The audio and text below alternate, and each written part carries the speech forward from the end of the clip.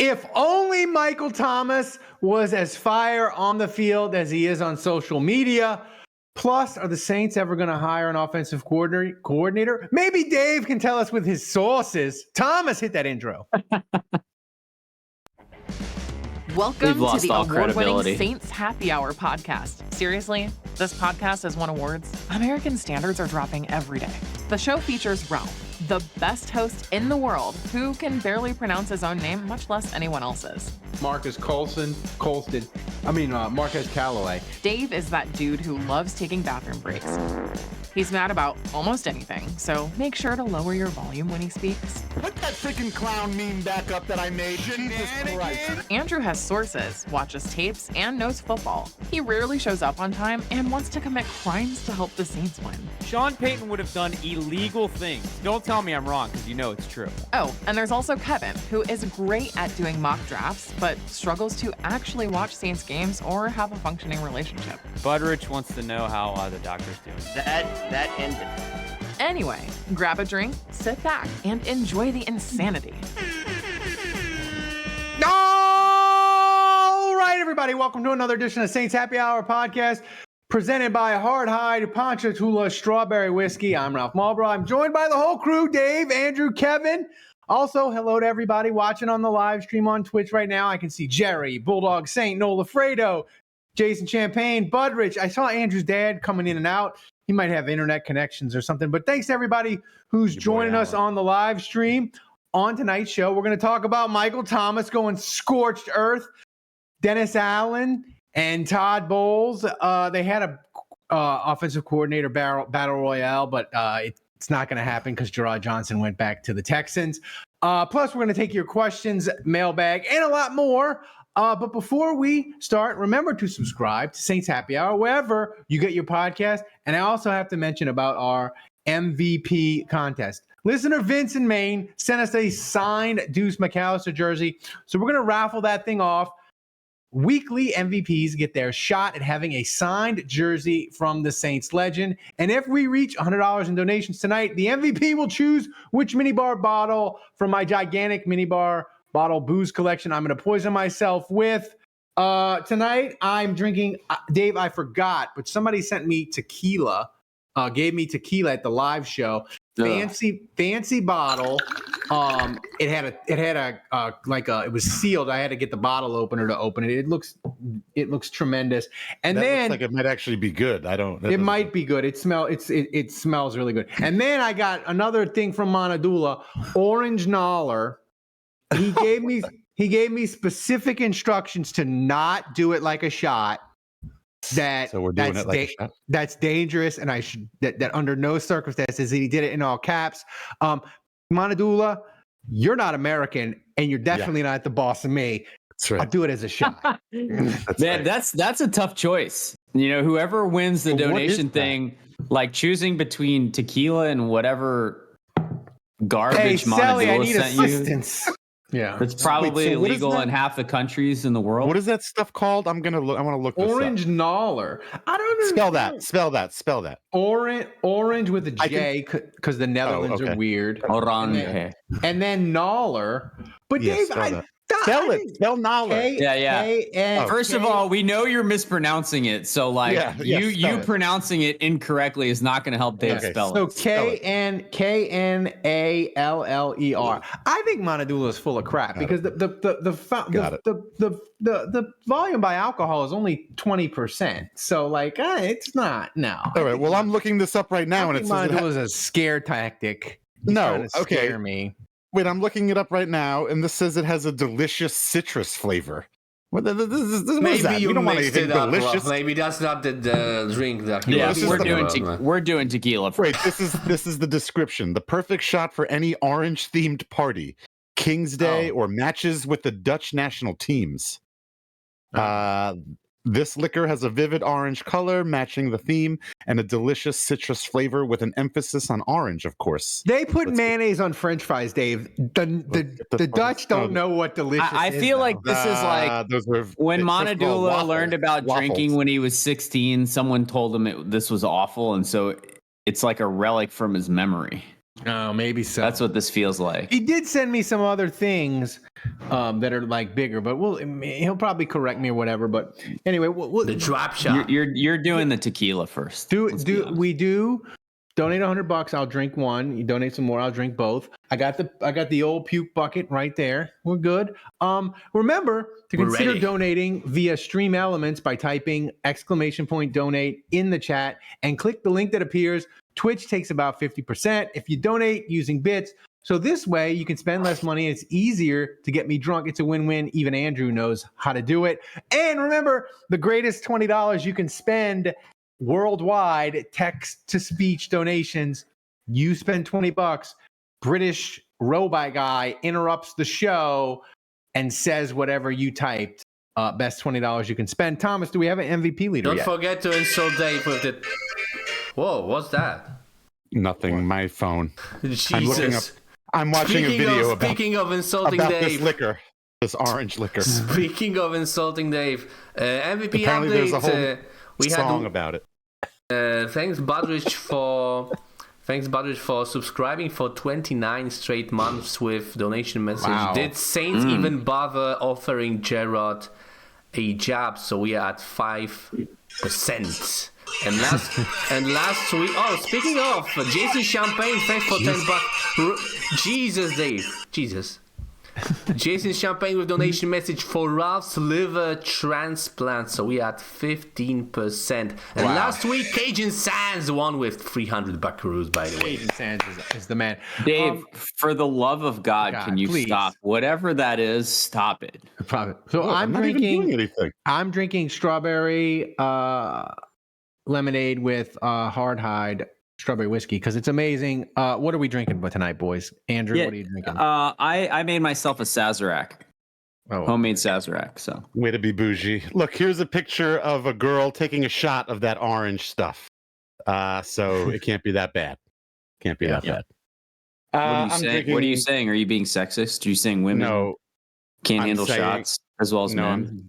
I'm saying that Monadula is a wuss.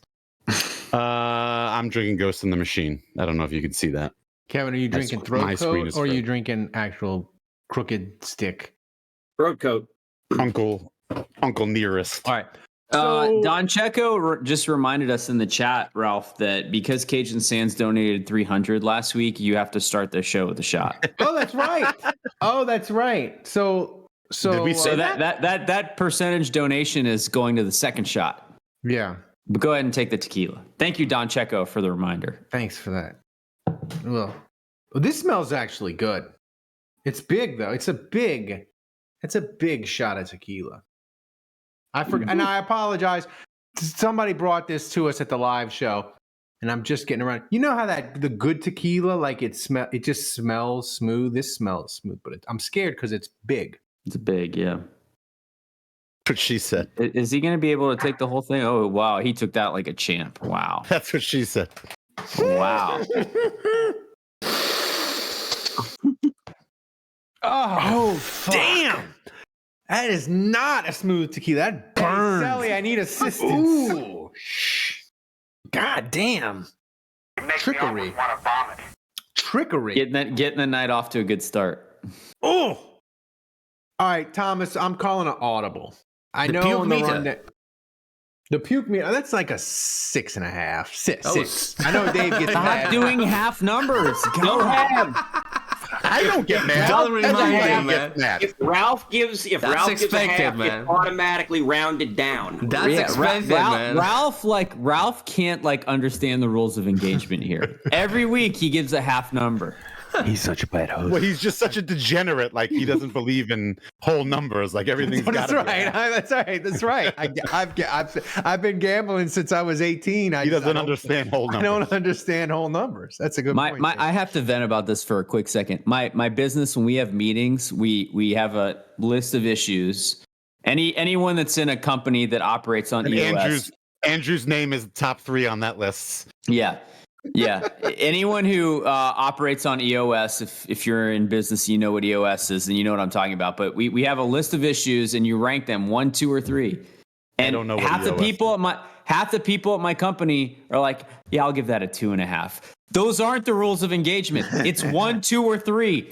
They're clearly stated. That's how we do it. 1, 2, or 3. Pick a number. I get 2.5 all the time. Damn, you work with Ralph's relatives or something? Ralph, I deal with this at work during the day. I come at night on the podcast, and you're doing the same shit to me, dude. Sorry. My brain short circuits all day long. I can't handle it. Andrew, what do you do? I work You come at night. Yes. Albie Marino says Tequila and Ralph are old friends. Not really. I was never a big tequila guy in college. In college, I was big on the Boone's Farm. Oh my God! Oh. Well, that explains everything. I was big on No the wonder Boone's you have. No wonder you So can drink anything. we're calling an audible. We're calling an audible, Thomas. We're going to flip the number 1 and 2 topics. Listen, we were going to talk about Michael Thomas off the top, and we're going to get to him. Trust me.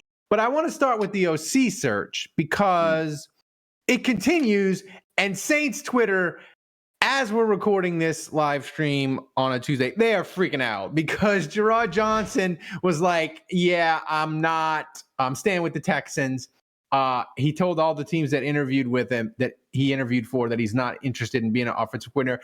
And it's annoying for a lot of reasons. But Andrew, my main reason is like, why do we have to pretend that like the Saints are the only team that dude interviewed with multiple times? He interviewed multiple times with the Tampa, with Pittsburgh, like a bunch of teams. And now Saints Twitter is freaking out that like Gerard Johnson staying with the Texans. It means like the Saints are like a poverty organization and no one wants the job. Look, here's how it works when you're an agent. When you feel like your candidate is not getting the job, you put teams on the squeeze and you tell them, look, if you don't hire him, I'm going to give you a deadline. If you don't hire him by then, we're going back to the old team. And a lot of teams were like, okay, sounds good. So I tweeted this a moment ago. Like, let me give you guys a little decoder.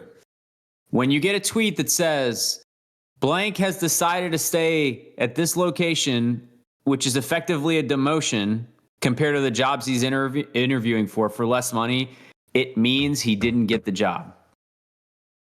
I don't know what else to tell you. The Saints aren't hiring him. He's not the guy.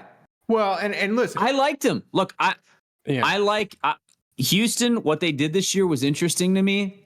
Obviously, the attachment to Stroud makes me interested, but I don't know how much louder I need to say it on the show. The Saints were awful at running the ball. If you paid any attention to how the Texans ran the ball this year, you would know it wasn't great. If they want to transform their scheme, if they want to transform their approach to running the football, an obvious point of reference is San Francisco, right? And the fact the Saints haven't hired anyone yet, part of it is that head coaches have to get hired first, and there's a downstream trickle from there. The Saints aren't the only one waiting to make a move here. So they're at the expense of other decisions that get made upstream of OC jobs. But also, like, at this point, it should be pretty telling that they're waiting on someone they're not able to hire yet. Well, here's the thing, Kevin. That's all reasonable. But I spend like 9 hours a day on Saints Twitter, and Saints Twitter is not reasonable. I feel like every hour that passes, Saints Twitter, and a little part of me, I will be transparent with the people. People know I'm honest with the people. A little part of me, I get like a little bit more worried that like Gruden is lurking. Like every hour that passes, every day that goes by, and they don't hire somebody, I worry it's John Gruden is lurking. He's grinding, whatever. And I know you're scared of Gruden, and you hate it almost as much, maybe more than me. Listen, if I knew you were going to say that, I would have had Tomas get the soundbite from Talladega Nights, where Michael Clark Duncan just shouts, "Don't you put that evil on me, Ricky Bobby!" Like, we should just have that queued up every time you mention Gruden by name, because, I don't want that. All the people worrying about who'd this guy, the Steelers signed Arthur Smith. Now, I mean, not that anybody wanted Arthur Smith to come to the Saints, but Gerard Johnson's doing this, Ben Johnson's doing this. Andrew Johnson's doing this. Jack Johnson did this. Wasn't Lyndon Bay Johnson did this. All these Johnsons are doing this, that, or the other thing. Let's not worry. Like, the Gruden thing is hanging over everything. It is. As far as I'm concerned. The Gruden thing is hanging over everything. Everybody's flipping out over that. Let's wait till they name somebody first. Okay? So we're gonna be yelling at one another saying, "Oh, this guy didn't want to come to the Saints because the Saints are a train wreck, so he decided to stay in Houston at a lower job." So that clearly means that he turned the Saints down, and the Saints are a train wreck, and everybody should go die in a fire over there. Or, no, the Saints said, okay, well, we're not interested, or something happened, and they just said, we're not interested. Oh, well, the Saints are idiots. They let this guy walk, and all this other kind of stuff. We are beating ourselves up. We are beating ourselves up. It is going to be a long off season. We haven't even gotten to the draft yet. We haven't we haven't gotten to free agency. There's no like my God, we are going to burn ourselves out. Well, you know what? I'm saying we, the royal we. I'm not getting in on this shit. I refuse to. Sure. Right. Arm's length, folks. Arm's length. Protect your peace, as Bomani Jones would say. Protect your peace. So whenever you feel your blood pressure spiking, whenever you feel your nostrils flaring, like Dave's do every now and then, take a deep breath, take a step back, do whatever you got to do. Go, drink some throat coat, whatever, and just chill out. Dave, complain about something when something happens. Well, what I was going to say is it's kind of obnoxious for fans to get involved and complain about all this stuff. It's one thing you want to complain about the on-field product. You can see that, but none of us see anything that's going on behind the scenes. What's happening in interview rooms, that kind of stuff. You know nothing. You think you know, but you don't know, and you never will. It's ridiculous. We're analyzing and overanalyzing and just meetings that are happening behind closed doors in office buildings. It's ridiculous. This is well, I think I think you're spot on, Dave. I think it's reached a fever pitch with anti-DA. And look, I was on record as saying after the season, I would have let him go. I would have parted ways with DA. Yeah. So I get it. I get it, but I think a lot of fans are so dug in now, anti-DA, that the minute anything remotely that could be possibly perceived as bad happens, it's you see, I told you we should have fired DA. And it's okay, let's hang on a second. Let's relax. The Saints, I don't think there's any way around the reality that the Saints are going to have to get lucky with this hire. I kind of look at it when they hired Sean Payton. Sean Payton, by the way, was a guy whose resume came with, he was demoted by Jim Fossil. His play calling was taken away from him. Oh, this is interception! Matt Ryan! Can't wait to hear this. Saints OC interviews are going as well as Kevin's recent dates. Oh, jeez. Ouch. From the top rope. Well, No. The interviews are going better because the interviewees are actually meeting with the fucking team, and ain't nobody meeting with me even when we schedule a date. Right. Dennis Allen isn't showing up to Airline Drive with the potential new OC. Plague Bonanza. Just standing him up and not showing up. And Maybe if Dennis Allen had Italian tapas, things would be going smoother. Maybe that's right. Maybe if they didn't meet on Airline Drive and they went across the street to Sonic, where they have Italian tapas. But the reality is the Saints are a team that didn't make the playoffs. They're a team that has Derek Carr as their quarterback. Not super exciting. They're a team that Well, that's has putting him mildly. DA as a head coach who probably starts on the hot seat, right? Like he goes 1-4 to start the season. He might get fired. So, I mean, let's not be under any illusions here. Like, it's not the greatest job. Now, there's only 32 OC play calling jobs in the league. So why is it not a good job? Well, it's appealing in that it's an offensive coordinator job on an NFL team. So, like, yeah, there's tons of coaches that want that. But as far as like offensive coordinator, as far as comparable, it's not a good coordinator positions. There's several reasons it's not a good job, Kevin. I think number one, like right now, New Orleans isn't a great place to live. Coaches evaluate that. They got to, especially the young guys, the hot shots that are 35. They probably have young kids and a family, and like, wow, we're taking New City now. I mean, look, like New Orleans is probably not at the top of the list for some of those guys. I mean, if you're comparing it to other teams. Number two, you have a coach that's kind of on the hot seat to start the season. I just said that.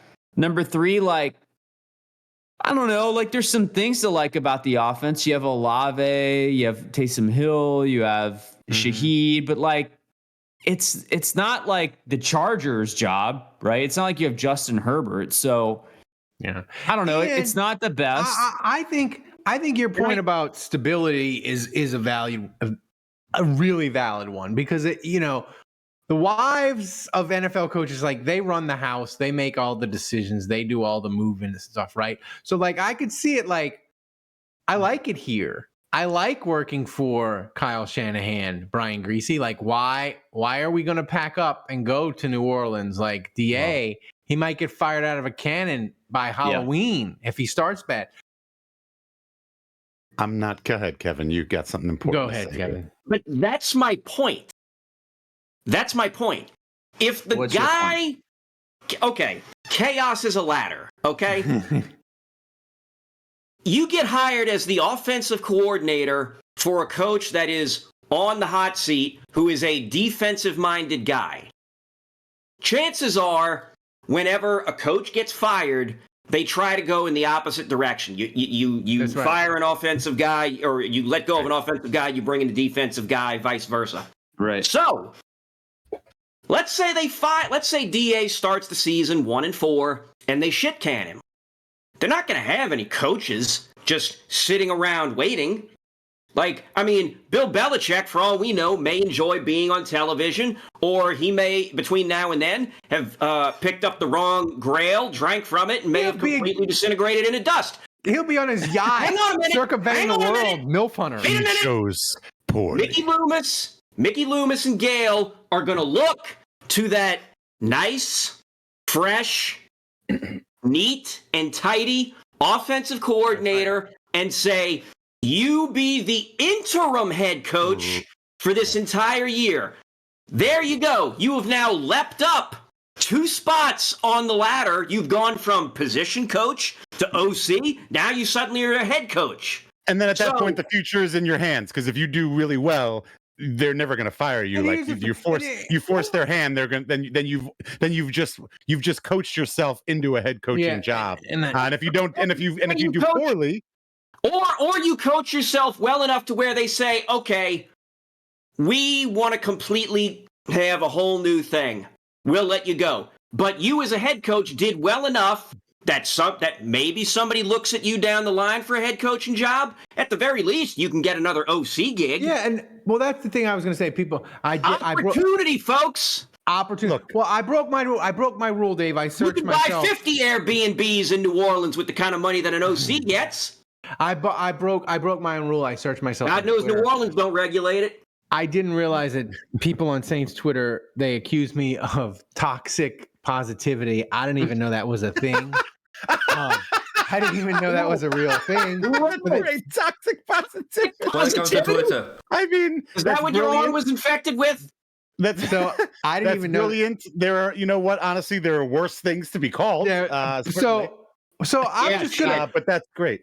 I'm just gonna. I'm gonna indulge myself in it. I'm gonna make the case. Listen, Dave Canales went from quarterback coach to head coach in a year because he got Baker Mayfield to lead the 20th best offense in the NFL. I can make the case that like you become the Saints offensive coordinator and you just maintain what Pete has. You finish about 9th. You get that running game instead of being last, you're 20th. And you get a couple breaks. You go 10-7 instead of 9-8.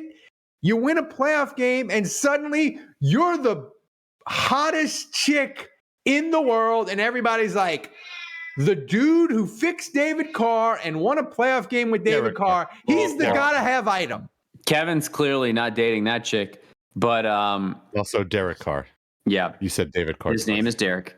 But I think you're onto something, Ralph, with that. And Kevin, I also think you made a great point. But I think you guys all. I think everybody makes great points. You know, we'll see what happens. We're talking about the human side of. You know, you're talking about wives and families and picking up and leaving, and you're talking about the human side of this. Like it's different strokes for different folks. Like you have some coaches that might be willing to pick up and leave and give it a shot. Mm-hmm. Some coaches that are older that might not want to. You have some coaches that might see the opportunity, like Kevin said, where, hey, I can come to this franchise where maybe they might fire the coach in the middle of the season and maybe I'll get elevated to head coach interim. Like you might have people that see that.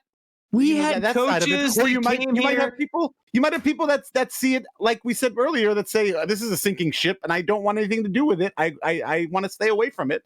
Like it's just there are 100 and something coaches out there, and they all are different, and they all have different personalities and risk and aversions to risk and that kind of stuff. So like, who the hell knows? Who the hell knows? And by the way, if a coach comes here to live in New Orleans, they're living in Metairie. They're not going to live in New Orleans. In 2000, or they're living on the North Shore. In 2005, when a Category 5 hurricane, I know it was 3 when it hit land or whatever, but like a massive hurricane leveled the city, leaving it virtually unlivable. Correct. The Saints were able to land a Super Bowl winning head coach. Mm-hmm. Mm-hmm. There is no way we are currently facing longer odds than that right now. That's right. Well, we're not. It's more attractive than that. Any of you on Twitter that are pretending that this job is less appealing than it was in 2005 are kidding yourselves.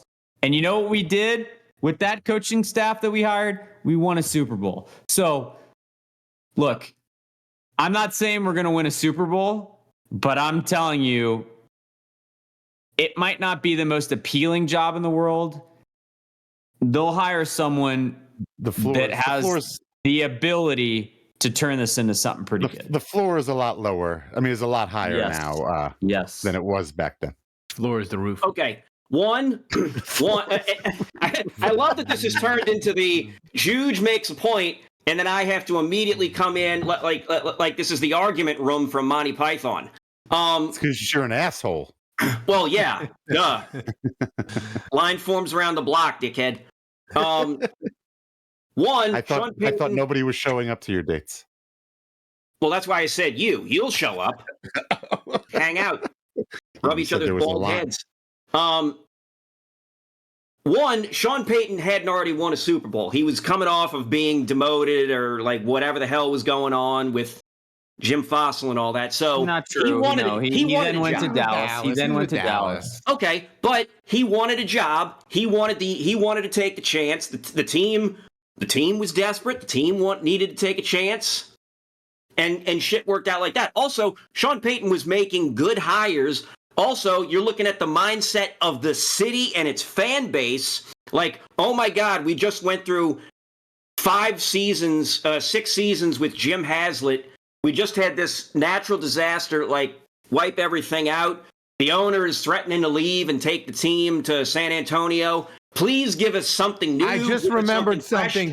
We get this young coach who seems optimistic about coming here. We get a brand new quarterback who is coming off the injury, but is like optimistic, wants to be here. We land like the number 2 draft pick who turned out to be the Heisman winner. He won. who fell to us. We had all the optimism in the world. We were telling ourselves we're going to give these guys a chance.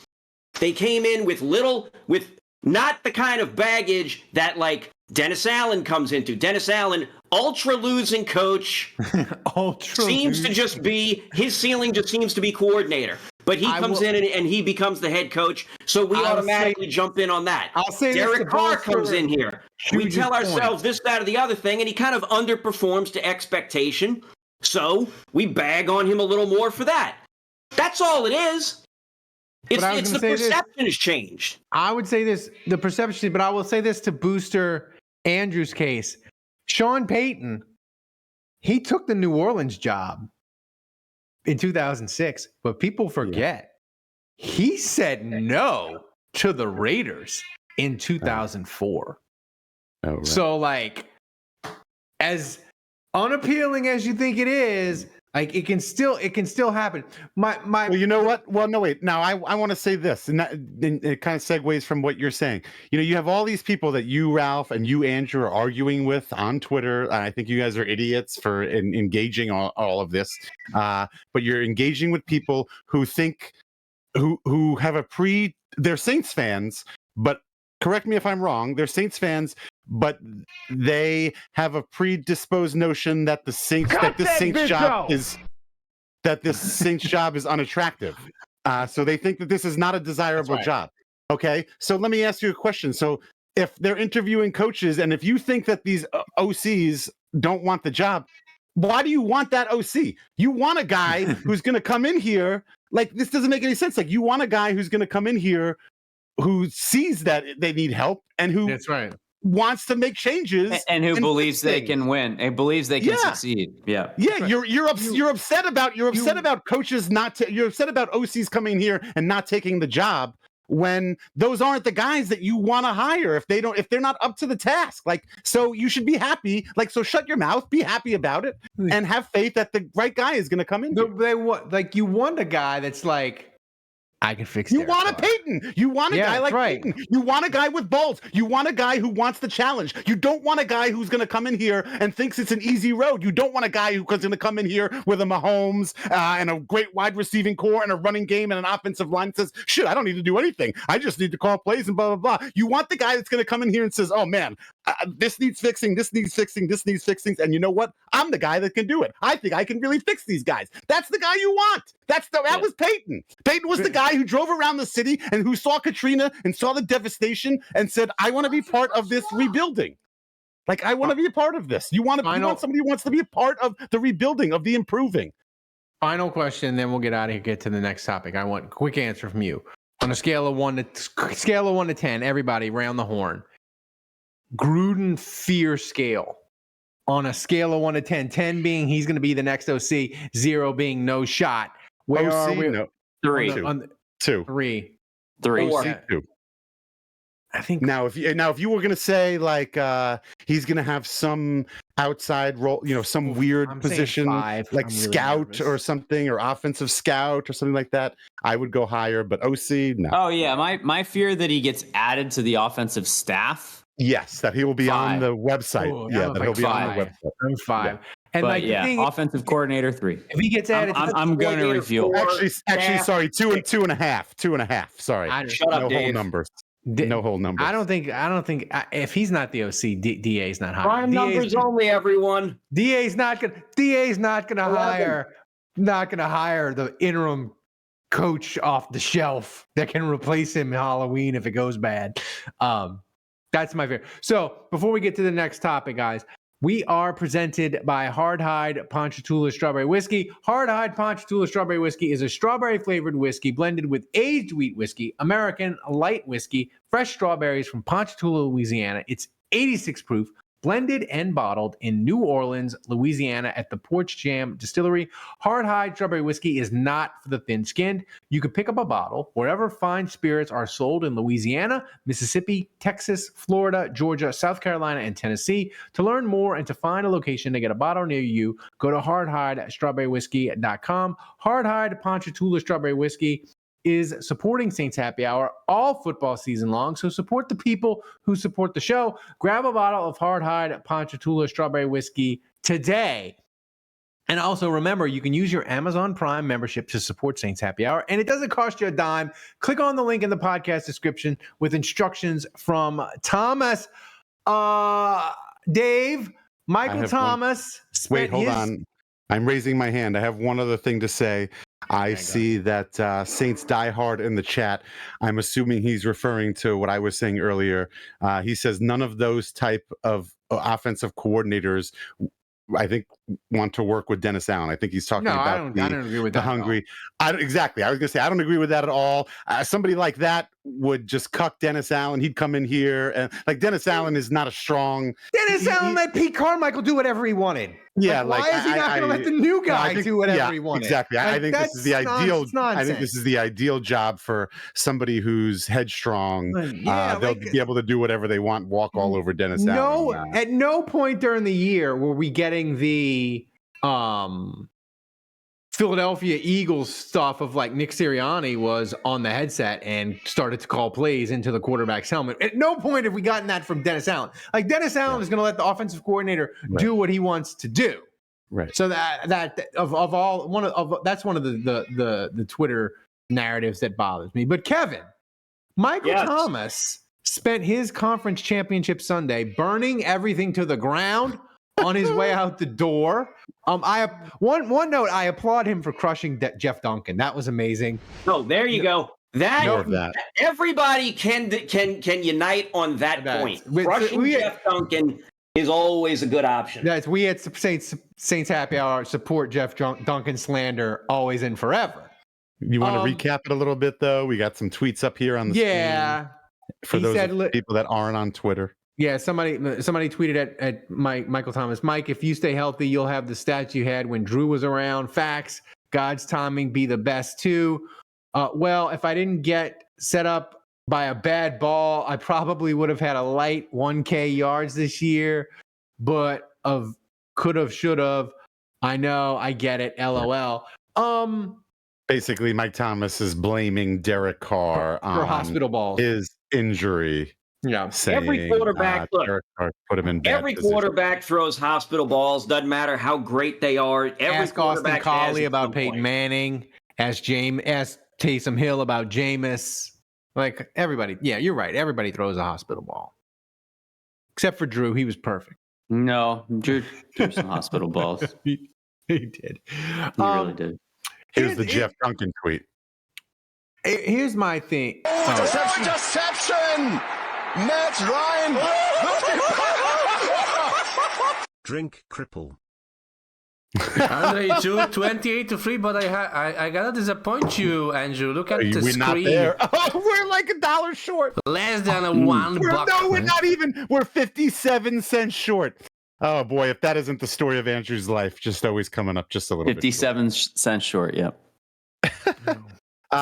Wait, so you didn't put up that. Gotcha, John. There you go. With quick trigger. You didn't read the other tweet, but then Michael Thomas threw shade at Jeff Duncan.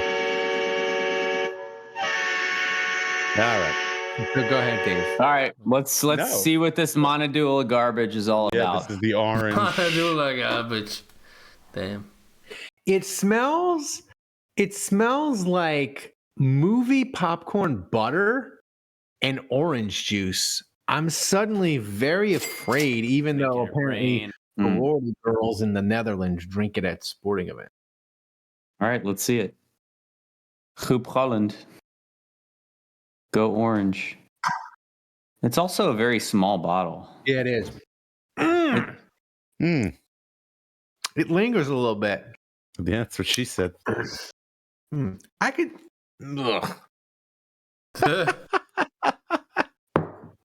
What are you going to give this? So? Where is it? I don't advocate violence, and I don't advocate. What do they call it when the United States bombs countries and terrorism? No, like empire building. I don't support that. War crimes. But if Biden wanted to spreading freedom. If Biden wanted to spread some freedom to the Netherlands, I wouldn't oppose it. Jesus. I didn't know that's where you were going with that. What What like what number are you giving that? I'm giving it like a 7. It's disgusting. And Wow.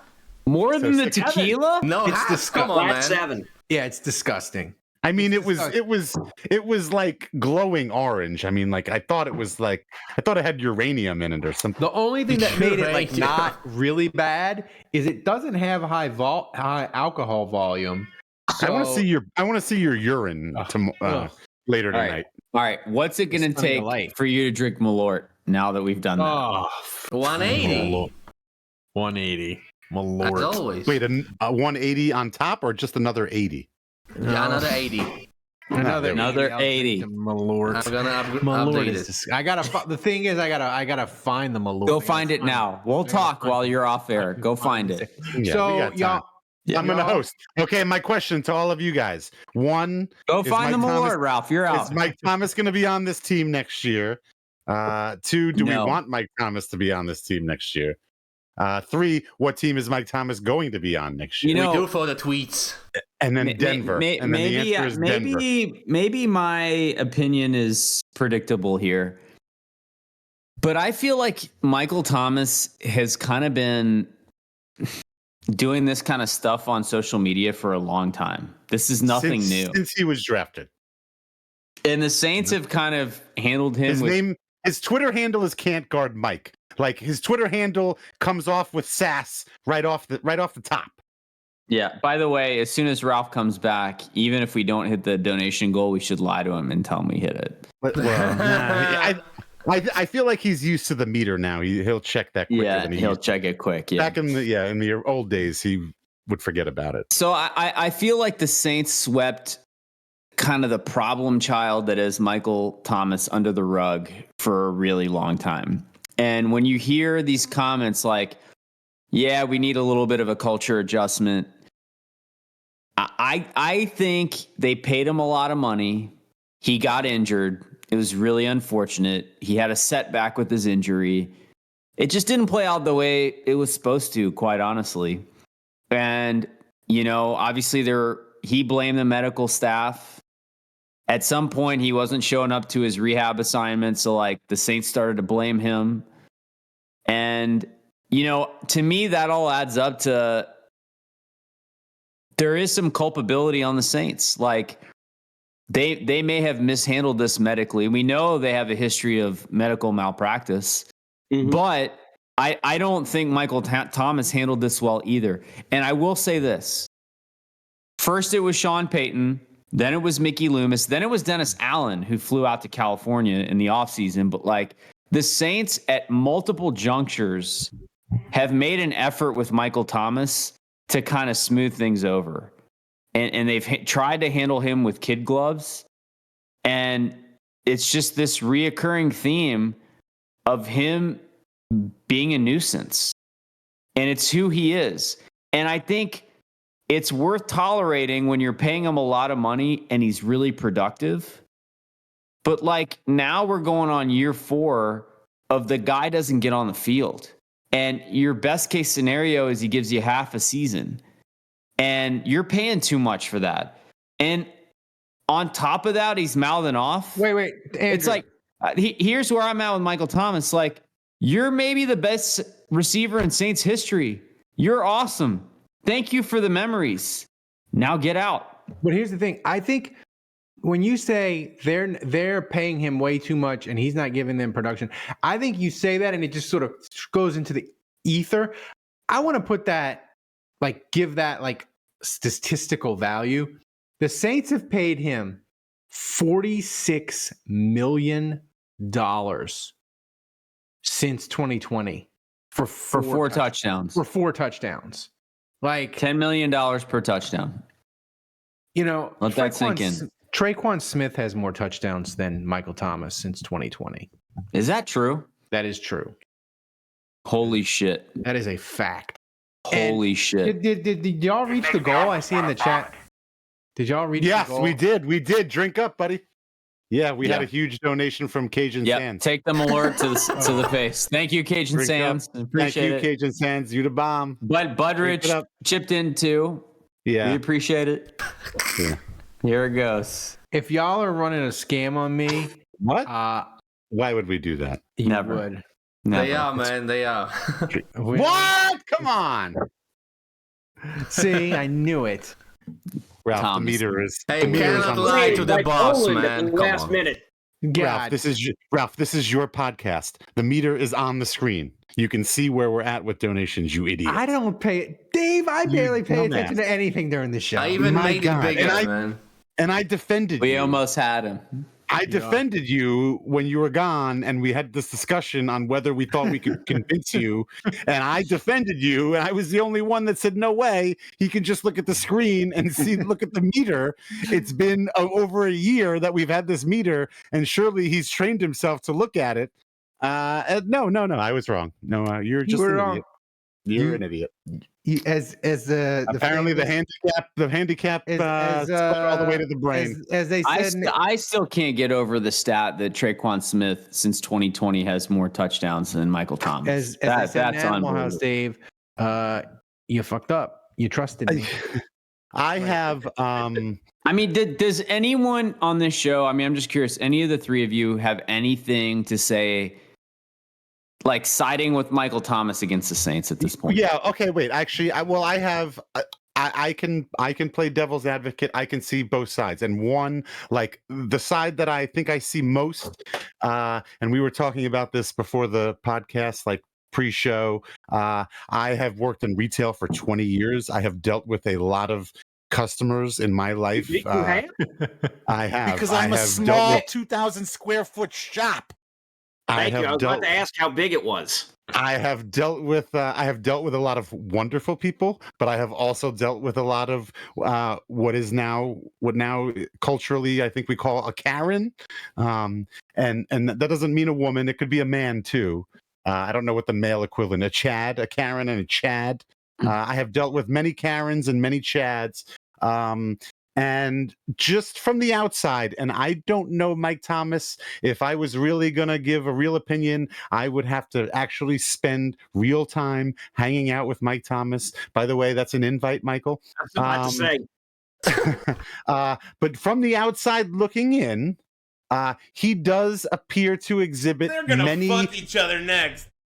many what Karen Chad traits that I see in retail, which is sort of almost like narcissistic behavior, like no blame, no culpability, no fault. It is always somebody else's fault. It's never, when you talk about the injury, like he's blaming Derek Carr. I remember when the injury happened because it was in Minnesota. I remember he retweeted somebody because they were talking about the turf. I thought originally he was blaming the turf in Minnesota for his injury. Little column A, little column B. But he's just always had excuses, and it's never been him. I have never once seen a tweet that said, "You know what? I could have done this, or I could have done that, or maybe I could have been better." Like I have never seen. And here's the thing, too, Dave. Here's okay, but. Yeah, go ahead. I want Dave to finish. Go ahead, Dave. Well, but Andrew said, what about the other side? And I'll say this. I saw Deuce, and I said this before the show too, Deuce on Twitter. He says he looks at the film. Maybe Andrew, I don't know whether Andrew will agree with this or disagree with it, because I know Andrew looks at the film, but it was Deuce on Twitter who was saying, I've looked at the film. There have been many times where Mike has been open. He could have had a better season. There have been some opportunities for him that he didn't get, sort of siding with the whole, if Drew was your quarterback, or if you had a better quarterback, you'd have better stats. And based on what I have seen from Derek Carr, that is entirely within the realm of believability to me also. So I can see two sides here. I can see both sides. I can see both sides. This is Michael Thomas, when they were chasing Derek Carr, he was all in on them signing Derek Carr. Like the tweets are there, unless he's deleted it and locked down his account, which he does periodically. Yeah, I think he said, "Thank you, Jesus." Yeah, he said, "Thank you, Jesus." He was all in for signing Derek Carr, which is fine. Everybody changed their opinion. Look, I changed my opinion about 1,000 things about the Saints 7 times a day. But if you're going to change your opinion about Derek Carr and blame him for your bad season and blame him for your injuries, you got to say it. You got to say, I was wrong about Derek Carr. He's a bum. Yeah. He got me hurt. He ruined my season. Isn't he kind of saying that though? No, He is you got to saying- come Isn't out that and say implied? it. Oh, It might be implied, but you little- got to come out and say it if you want It's to. a So you little- need to take so- me seriously. Look, this is what. so Ralph's calling Michael Thomas out become- for being veiled. Ralph thinks like man up and just say it. Yeah, man up and say it. Say it. Okay. Say Derek Just say, Carr Derek- got me hurt. Derek Carr He sucks. He sucks. Yeah. Wide receivers. This is who right. wide receivers are. All of them. Wide receiver, talent.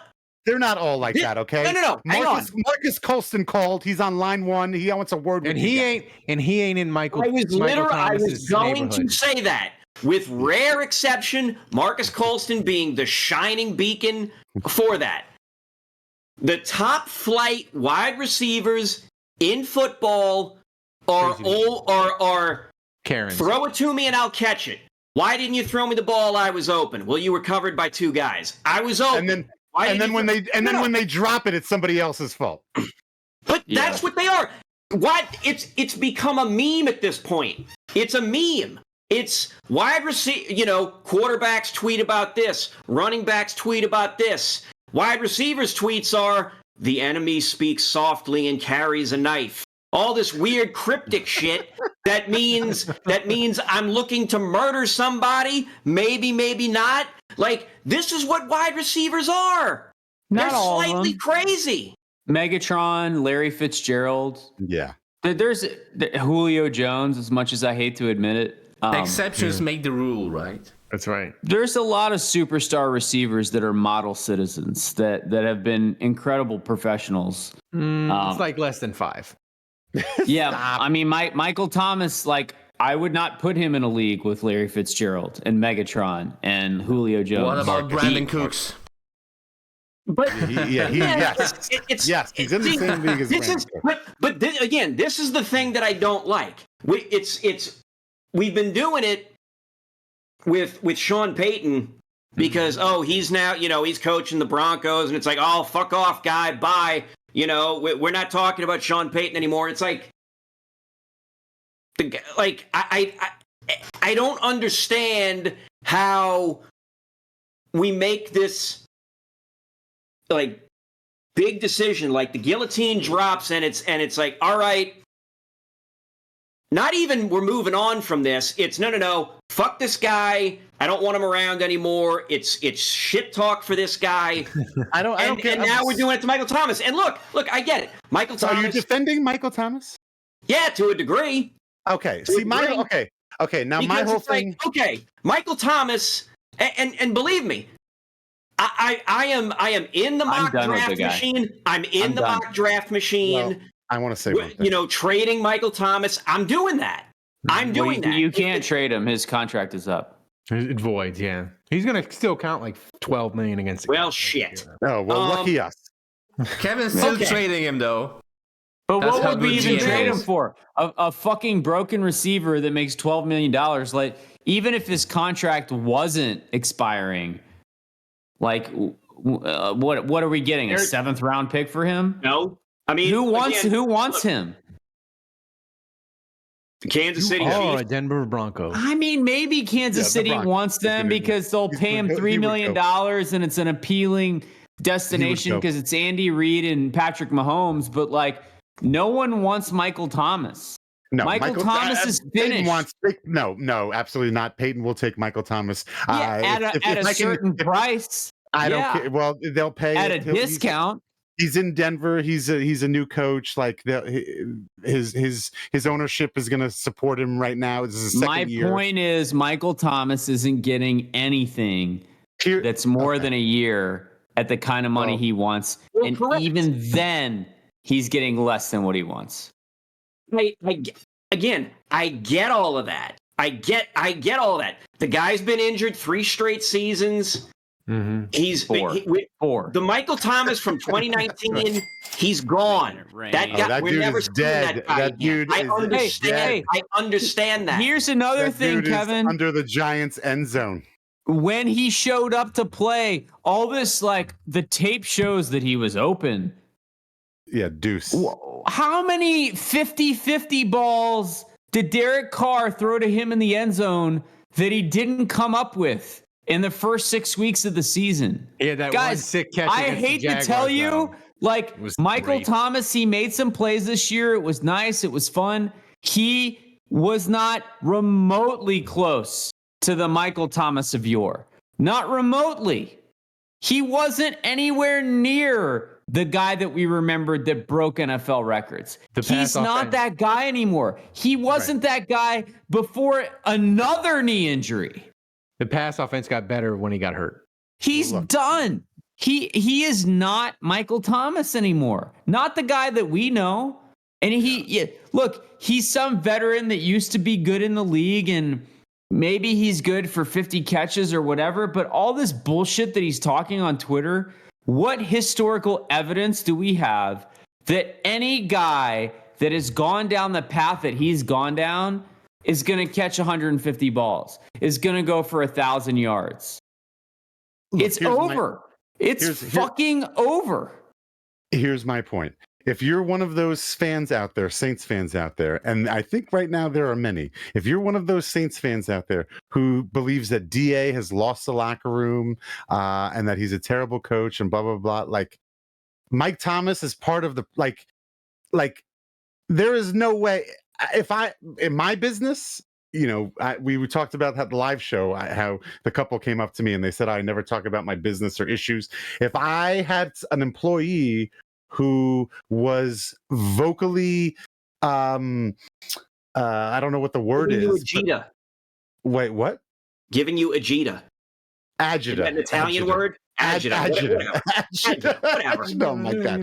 Kevin just went full Italian Ralph. But like, you know, I guess, no, I mean, like, I think the word I was looking for is like insubordination. Like it's insubordination. Like you're on a team, you're airing out secrets, you're talking badly about your employer. Like, I don't know any corporation, Costco, Walmart, Amazon, whatever. I don't know any corporation that would allow you to go on social media and talk poorly about the company and then still allow you to have a job. And Michael Thomas was allowed to have a job when he was good because he was good. And like, we'll put up with that crap. It's not the first time he's pulled shit like that.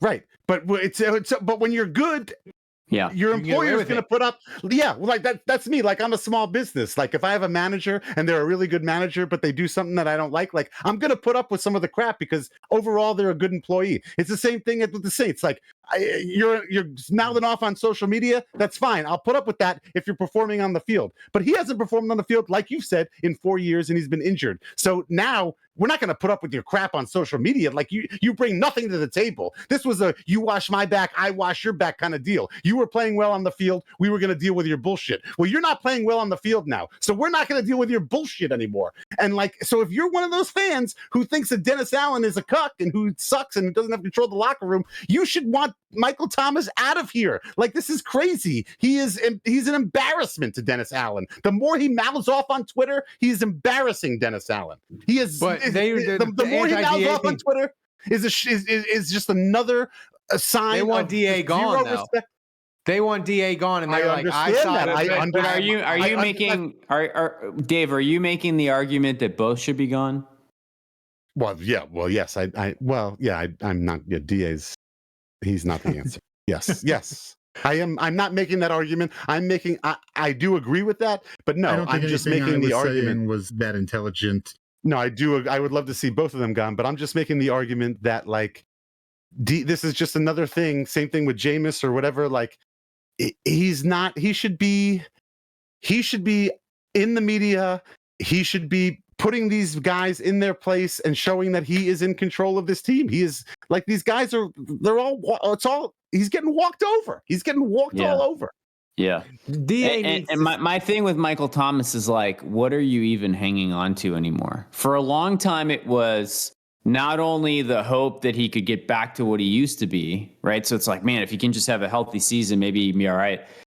It's also like, we have so much money sunk into him that it's such a bummer to like just piss it all away, right? Like if he can give us some value back for what we're spending, that would be nice.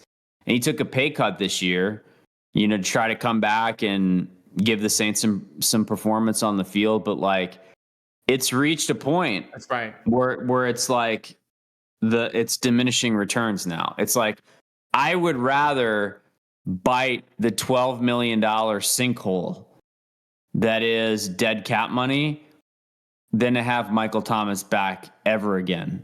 Like, I can't take another tweet. I can't take any more of his unprofessionalism. And Ralph and I were texting about this, and I feel strongly about this.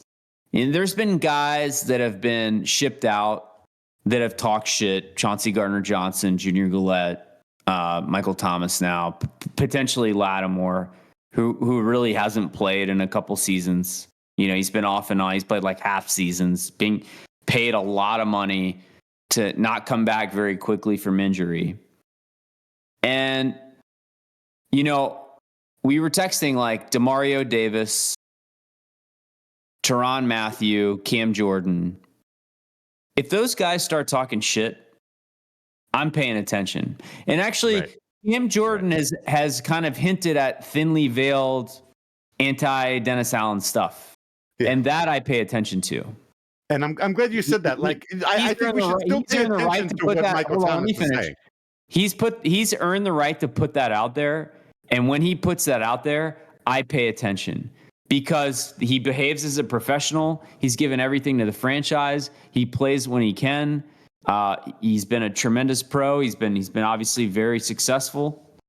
At this point in his career, I don't believe that Michael Thomas is on that level of Demario, Honey Badger. No, but I think we should. Not.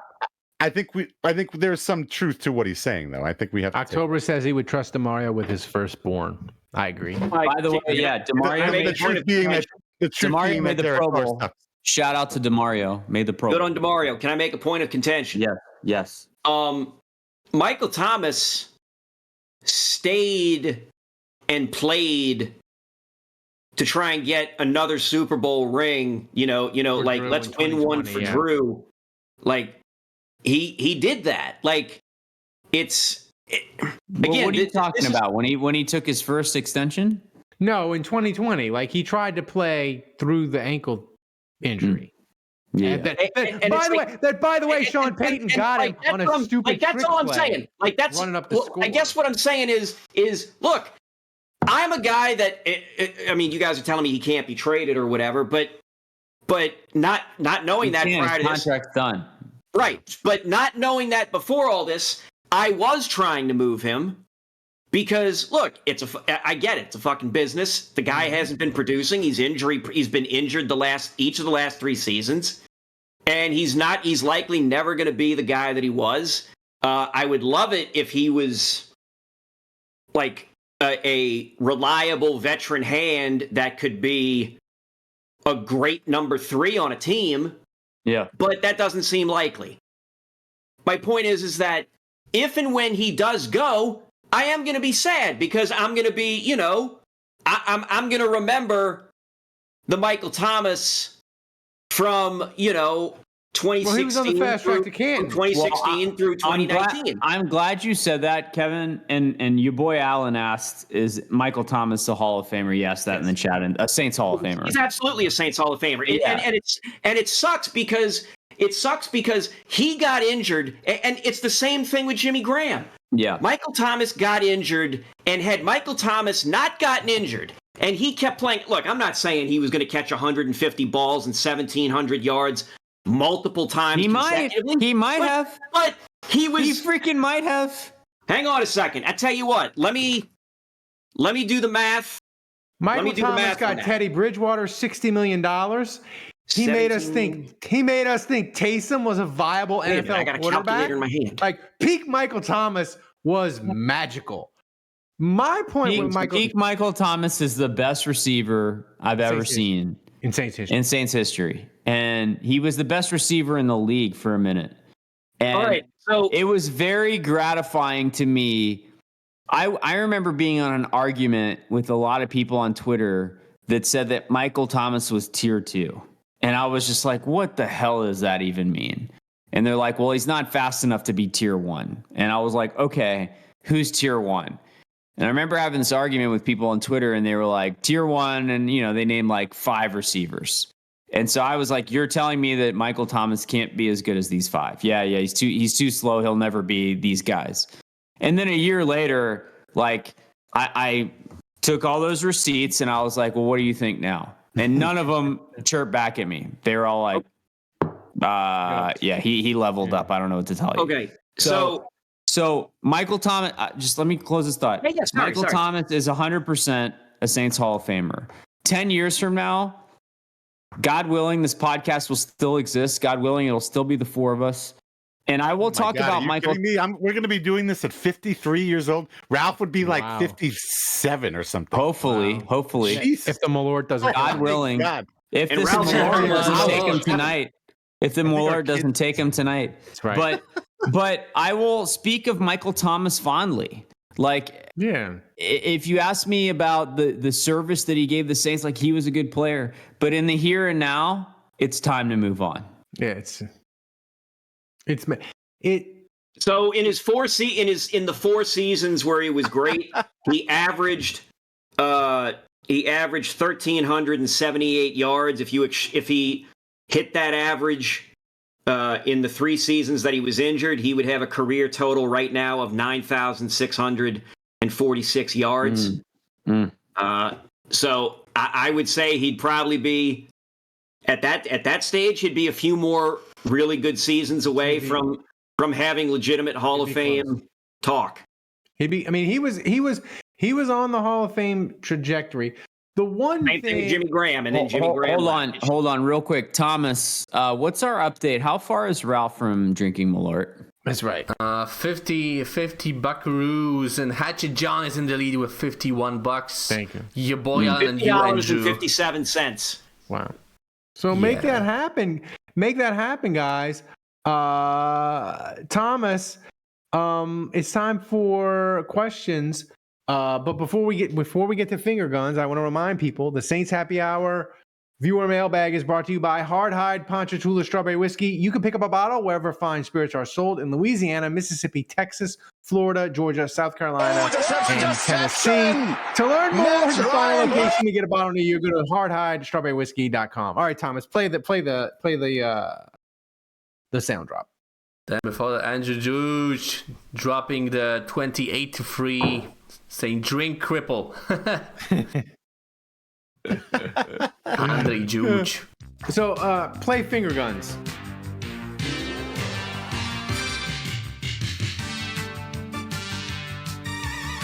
I'm trying to get Morten Anderson on the podcast. Oh, really? What if he shuts down the music? It's a risk I'm willing to take. I was hoping he would come on and sing a couple bars. You want to know something? I was telling this to somebody else, a friend of mine. I actually have a working theory. I think Morten Anderson knows that I think they know that we're using this song. I was listening to, he was on Pardon My Take like a few months ago. Yeah. They were interviewing him, and the song came up very briefly. And Morten said, no, actually, it's like more popular than ever. People are listening to it again. And I really think he's referring to our podcast. It's got to be totally us. I'm serious. I'm dead serious. I think they are aware that we're using this. I think they're okay. Because otherwise, we would have gotten a cease and desist, I think. Right. And we would have gotten... No one else is playing Take It to the Top. I think he might know that we're using it. I don't think he owns the rights, but record company, Yeah, you're right. Actually, he really wouldn't be his decision. He doesn't give a shit. Yeah. But he certainly, if he heard it, he's not calling the record company and saying ratting on us. Yeah. So if we interview him, we got to do it. I want to make sure we ask him that question. I want to know how much cocaine did they do? Recording. I'm sure he'll want to answer that. That's right. It's a bit the bygones are bygones. Everybody did. Ask him like, were you? It was the 80s. Yeah. Were you the Mark Wahlberg character or the John C. Reilly character from Walk from hard. Boogie Nights. From Boogie Nights. So, Thomas, what's the first question? By the way, Andrew overtook Hatchet John for the MVP lead by 5 buckaroos. It's getting heated. And we are less than $22 away from you going to take Ralph that, Hatchet drinking John? Malort. Are you... Ralph is, Andrew is Andrew is peacocking his bouginess all over the place. Malort is so disgusting. You're not going to take that, are you, Hatchet John? Oh, I'm peacocking all over you, Hatchet John. Take It to the Top is the number one song in Malta. You best come hard. According to you, boy Allen. So I want to remind people before you get to the question, Thomas, send us your questions. We will use them. We use them on the main show. The ones we don't use in the main show, we use for the mailbag that we record after this show and during the week. So send us your questions. We always use them. We love viewer questions. So Thomas, first up, hit us with it. All right, first question from Ben Raphael. Would you want the Saints to hire Belichick if/when the Saints fire DA this or next season? Is that a head coaching, like for head coach? I don't know. Is that what that question means for I head don't want to coach? make him. I don't want him to be general manager. I don't like Belichick, man. He's stuck in his way. He'll bring McDaniel. He'll bring Patricia. He'll bring his kid with the mullet. Like, I have a crazy take that I think. There we go. Well, Hatchet give your take. 5 gifted subs. Finish your take, Andrew. I was going to say, I actually think that if Dennis Allen loses his job next offseason, Making it rain. more than half NFL teams would prefer Dennis Allen as their defensive coordinator to Bill Belichick. Oh, 100%. And the thing is with DA, he'll be the defensive coordinator that will be the thing that will push some offensive coordinator over the line and get him the job. It'll be like, well, if you hire me, I'll be bringing DA to run my DA. Yeah. I feel like Bill is in the stratosphere both because of age and accomplishments, that there are very seldom head coaches that would have the moxie to tolerate looking over their shoulder with Bill Belichick as their defensive coordinator. Kevin, if the Saints did hire Bill Belichick, before I drink the Malort, God help me, if the Saints did hire Bill Belichick, would it be offensive or would it be necessary to build him a nap room because he'll be 73 years old? He would definitely need a nap room. Give him. No. Like give him a big Costanza under recliner. his desk. No, he'll build something under his desk. A little shelf for the alarm clock. All right. I gotta. Oh, fuck. Drink up, baby boy. And then we got to do a mailbag after this. Yeah. Oh, fucking. Oh, yeah. I hate the Malort. The thing is with the Malort, I know. It was easier to do before I knew how disgusting it was. Kevin, what are you looking at? Do you have roommates that are crawling on the floor next to you? No, the dating app. You have a dating app crawling on the floor next to you? I have a dating app on my phone. I'm trying to have a convo. Oh. Why don't you let us Shut in? up, Raul's dying. Yeah, what is that, Hey, Ralph? Sally, I need assistance. It's Malort. My chest burns like gonorrhea on a cheap whore. The Malort is so Work bad. through it. Work through it.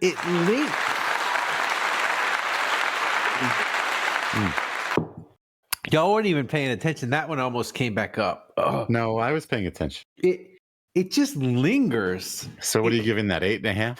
That's a 9. That Malort is so. Oh, 8.5. I can't believe you didn't give it a 10. The box that it came in, it says celebrate with friends or enemies. Right. And then I sent you the picture of the truck that I saw. It says, what did it say? Enjoy. Oh, don't enjoy responsibly. Yeah, it's disgusting. don't enjoy responsibly. Some things I love that. I love that Malort is leaning into.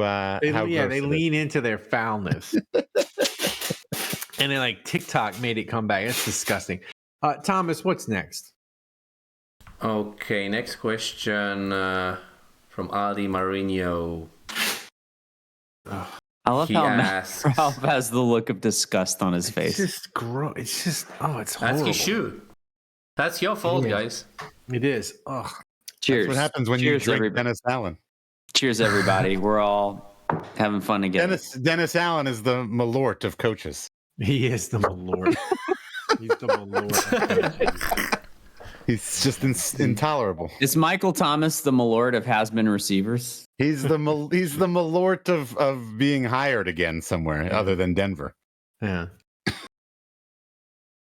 By the way, so Ralph, how can you're a degenerate. The only sports gambling I've ever done is on the DraftKings app.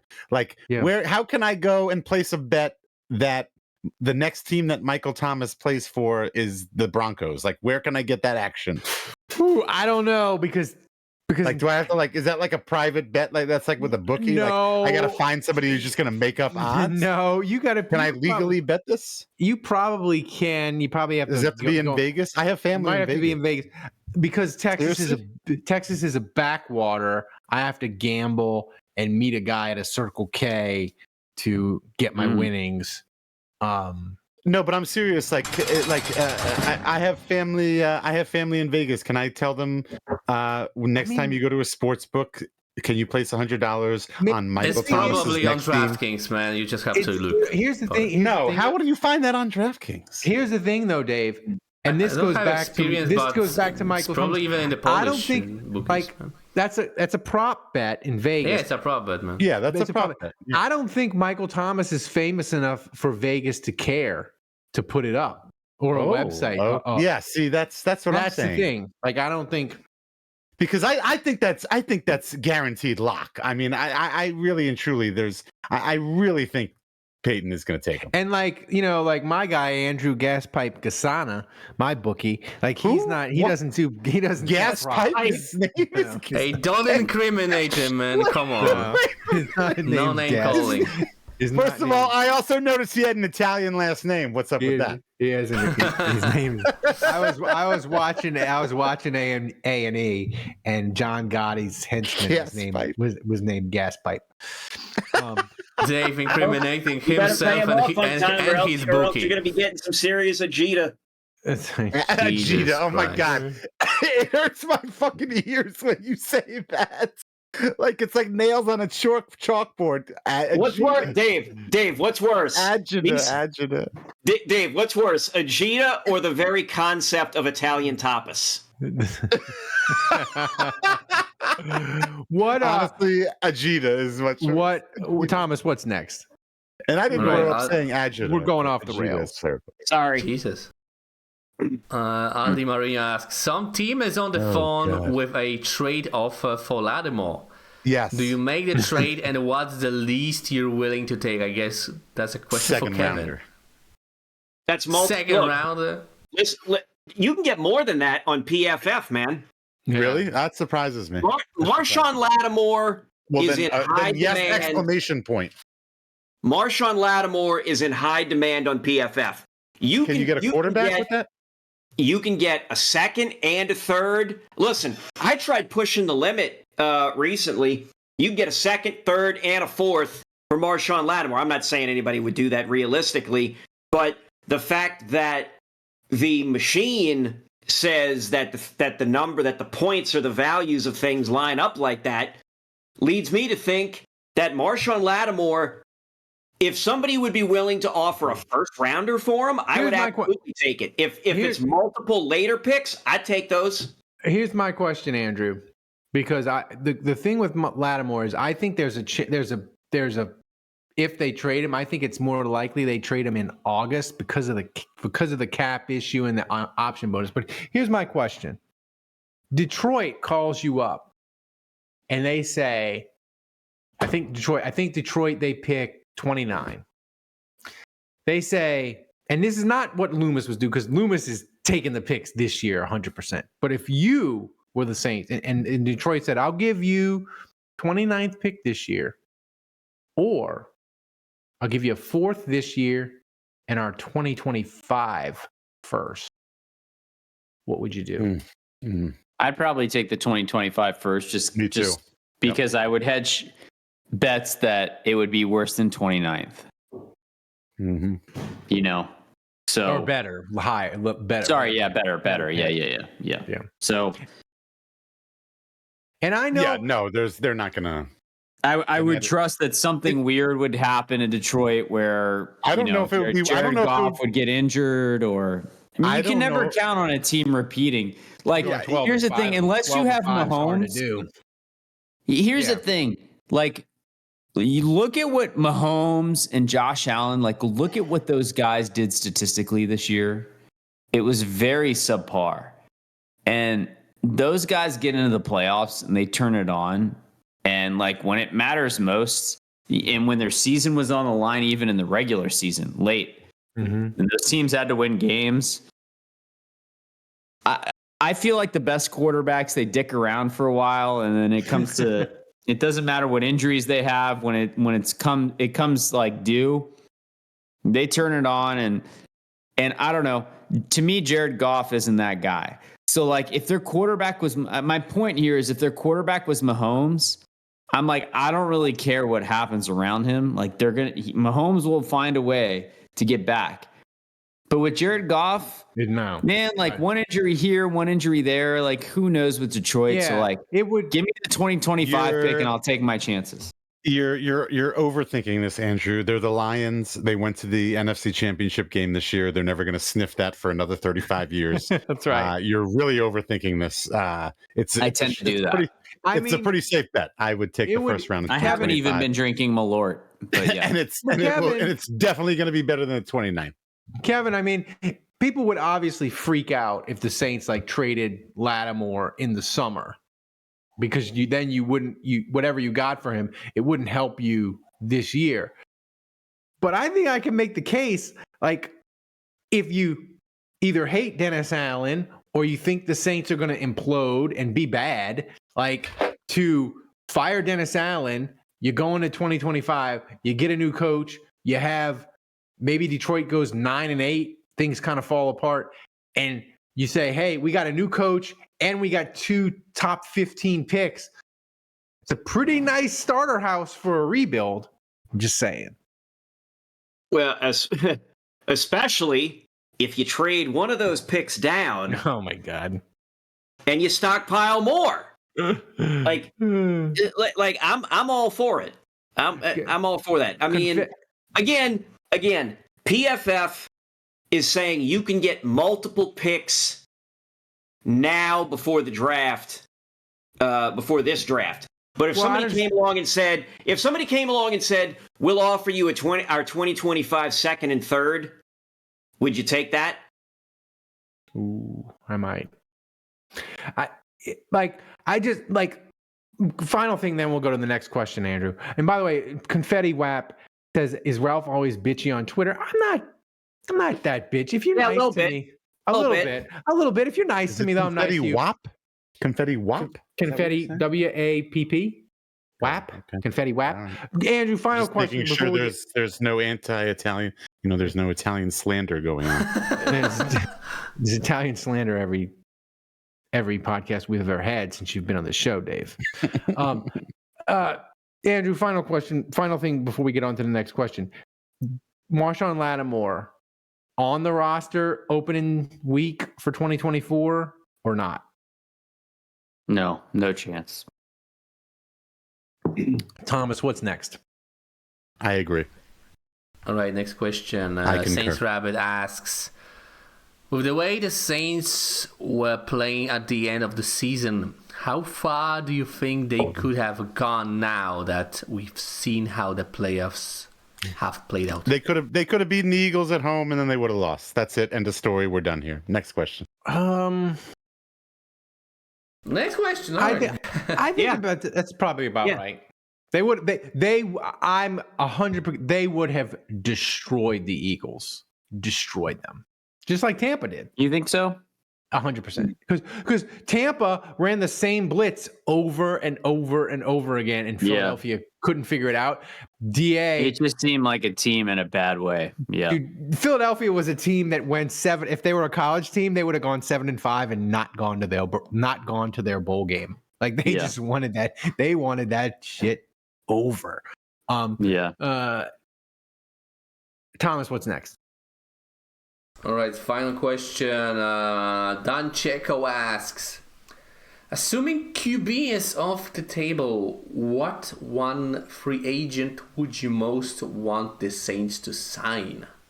Who's a free position? He needs position. No, he doesn't. I mean, he means player. I mean, he doesn't say position. Winfield for Tampa would be fun because he's in the secondary. Who's available? Who are the options? Who are the big names? I mean, this year. Kevin is frantically looking it up right now. No, I'm doing a mock draft. Oh, never mind. I mean, the thing is with the Saints, the Saints don't like Chris Jones for Kansas City would be one, but like the Saints, they've never, besides the Jarris Bird signing, like they don't shop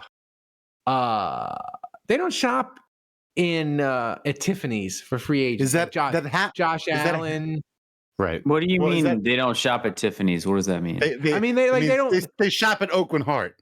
Yeah, like they're not going. No, sorry. No. They shop at Jared. What a Metairie reference that is. Except for James Bird. The Saints aren't signing what a guy. What a Metairie Road reference you just dropped. They don't signing a guy. They don't shop at Ramsey's. They shop at Oakland Heart. Yeah. Like they aren't going and they're going to get Janelle Hunter from Minnesota. I have a quick story about Oakland Heart. Oakland Heart. I mean, by the way, my family were but this just became a real bougie off. By the way, between me and Andrew over our favorite jewelry stores. My family is a Ramsey's family, by the way. But, go ahead. I'll tell a quick story. Don't buy a lot of pinky rings, Dave. Go ahead. My decision to propose to my wife, I'm getting personal here. It happened pretty quickly. And what does that mean? Like, how long were you dating before you? Oh no, we were together for a while, years. We were together for years, but it was kind of like I decided to propose to her, like, okay, like I should do this, and I was like, well, now that I've decided, I might as well do this, Okay. So we're in Louisiana. My wife's from Baton Rouge. My family's from New Orleans. Your parents? Well, I'm getting to that. Okay. So it's New Year's Eve. Oakland Heart is closed. What year is this? 2007. Okay. And so we call Oakland Heart. And it goes to voicemail. And I think I leave a voicemail like, look, I'm proposing to my wife. It's New Year's Eve. I'm proposing to my wife tonight. I need you to open the store. I need an engagement ring. Wait. Are you in Metairie right now? Yeah. I like your mom. And so like I kind of like give up. I'm just like, yeah, fuck it. Like this isn't happening. This is ridiculous. Like what time of day on New Year's Eve is this? At like 2:00, but maybe it was a Sunday. I can't remember. I mean, look it up. I don't know. New Year's Eve 2007, but New like Year's Eve 2007. I'll check that. Yeah. 2007 going into 2008. Yeah. 2007. Okay.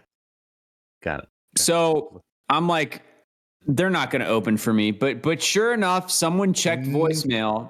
No fucking way. And they call me up. It's a Monday. Like, it was a Monday. Okay. So I'm telling you, it's closed. And so the guy's like, look, if you really want to buy an engagement ring, I'll meet you at the store. I'm like, no chance. You're about to win you're about to vault yourself into the most bougie MFer on this podcast, and it's never going to be close. If you're telling me, if you were about to tell a story about how you made a jewelry store open up for you for a wedding, you're Boujatron, man. Lube up, buddy. Lube up because you're never returning from this one. You are. This is happening. Lube up. Yeah. Yeah. No, I'm Well, gonna the sit sun down. never sets on the I'm gonna Jewish watch you Empire. get The funny Here thing we was, go. after I left the voicemail, I was like, well, if they never call me back, then clearly that's a sign I shouldn't propose, right? So I was like, I won't do it again for 6 months, kind of thing. But they call me back, and they're like, yeah, if you want to come in the store and look at some stuff, like, I'll meet you there. I'm like, okay, well, and at this point, I like don't really want to go because I've resigned and it's not going to work out. You got But I'm cold like- feet, man. Well, I made the call, so like I can't not go now. So I go. Mhm. I find the ring. I'm like, yeah, okay. I had the money. Like, I make the payment. I get the ring. Straight cash, homie. Straight cash, homie. Shout out. I mean, I don't know if By my the way- dad's I don't know if my dad's still on the thing. He is in the chat, and he says he remembers this well. By the way, Yeah. but for the patrons, stay tuned to the extra podcast that we're going to do later, where Andrew's going to tell us how much he paid for this ring. Well, You got to be let me a say this. patron. You got to be a patron to find that out. Let me say this very quickly. My dad will appreciate this. His father died close on the heels of this, and he donated. I mean, he gave me money. Like, it was part of. Yeah. I don't know how it skipped a generation, but I got some inheritance, Okay. and like that, all that money paid for the ring. So it was just like, it wasn't a ton of money, but it was just like. Okay. It was amazing. Like, it was amazing that it skipped the generation, and he like intended that for me. And it was just like, it was an amazing moment where it was just like, I can put all of this towards something that is like truly magical. So it was actually like really special. But anyway, so I go there, I find the ring, I get it. And I'm like, okay. Do you well, I remember the have name of the this. guy who opened up the store for you? Yeah. Okay, Yes. good. No, So then I'm like, I have you should this. remember his name. I don't remember his name. Oh, you asshole! You're an asshole. You are an asshole. As the owner of a 2,000 square foot shop, who has gone out of the way sometimes for my customers, I'm very disappointed, Andrew. Yeah. I mean, it was like, let's see, this year will be my 15th year anniversary, actually. So this was 17 years ago. Yes, correct. Okay. So, Anyway, you should shop at Oakland Heart. Yes. Thank you. Tommy Oakland. My dad just reminded me in the chat. It was Tommy. Thank you. So it was one of the If you want to owners, one of sponsor the owners. podcast, Yeah. we'll. They're down the street Jesus. from me. You want me to walk down the block and go ask them? So anyway, it went from like, this is my girlfriend to I'm proposing to her within like New Year's Eve. within 3 hours, and it's New Year's Eve, and thankfully we were all going to dinner at Arno's. And when I say we all, I mean me, my parents, my girlfriend at the time, and her parents. We were all just going to Arno's. Did any And of so- them know you were going to propose? I'm No drowning in one knows at booze this ocean point. No here. one knows. No one You knows. didn't run it by the parents first? Nope. Yeah. Wow. Oh, Kevin, how could man. this- Oh, Hold on. So I have the Wow. ring, and I'm like, okay, Right there. I need to thread the needle here. Yeah. So my wife, we go to Arno's. The table's not ready yet. We go to the bar. We get a cocktail. My wife goes to the bathroom. My girlfriend at the time, and I go up to her dad, Bob, who's Hi, my Bob. father-in-law, We and get it. I say, Bob, like, I don't have a lot of time here. Like, I'm really, I'm kind of against the gun. How many timeouts left? Like, I didn't know how quick Oakland Heart was going to turn this around, but like, I got this today. Like, I have this. Bob, I wasn't sure if I was charming enough to get the owner of Oakland Heart to leave his house in his pajamas and open up the goddamn store just for me, Bob. That's right. But apparently, I've got some je ne sais quoi, and here we are with the ring. Yeah. So, yep. Holy And shit, and so I'm just bougie like, I'm sorry to put you on the spot without much time to consider, but your daughter's about to come back from the bathroom. To be fair, you knew he was going to say yes. I'm trying to make this happen tonight, like now. Night. Yeah. Motherfucker. So, do I have your permission? And he just goes, and this is like typical of my father-in-law. He's like, oh yeah, that'd be great. Like he's like, oh yeah, sure. Yeah, it's just whatever, like man. sounds like me. So it kind of gives me a quick affirmation, and then I'm like, all right, I guess okay, we're done here. Oh man. And so then So you did it at Arnaud's. yeah, at Arnaud's. Yep. Kevin, this story couldn't be more bougie. It's impossible. No, I'm done. It's over. It is over. Not even bougie though.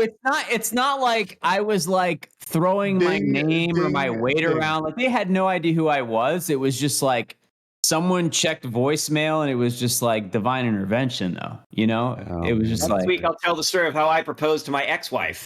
I don't have a lot. The funniest part is, I don't have a lot of time. Like he might have thought. The funniest thing, he could have thought you were dying and been like, "Oh my God, he's got like terminal cancer." So here, my dad's asking me to finish the story. So I went to our server and I was like, hey, I'm going to propose to this girl tonight sitting next to me. I'd like to put the ring in her champagne glass. And they were like, yeah, we got that. So I put the ring in her champagne glass and they bring champagne out and she doesn't notice it for like half an hour. Jason Champagne? No, not Jason.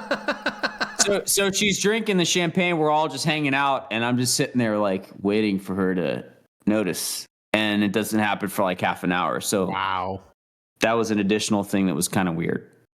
Did everybody's like, nobody was like, hey, check the wine glass. No, because like I think everyone kind of wanted it to be like an authentic discovery. So we were all just kind of waiting. And everybody else knew about it? Yes, everyone knew at this point, but it was like no one thought it would take half an hour. Everyone was like, surely she'll figure this basically, out. Are you saying your wife's an idiot? Maybe. Wow. I mean, she married me, didn't she? That's true. That's true. But like, I think we were thinking the whole time, like, surely she'll figure this out in the next 10 seconds. 30 and then minutes 10 later. seconds became 20 seconds, became 40, became, that's 30 minutes. Thomas, you should have dropped in the soundbite 1 hour later.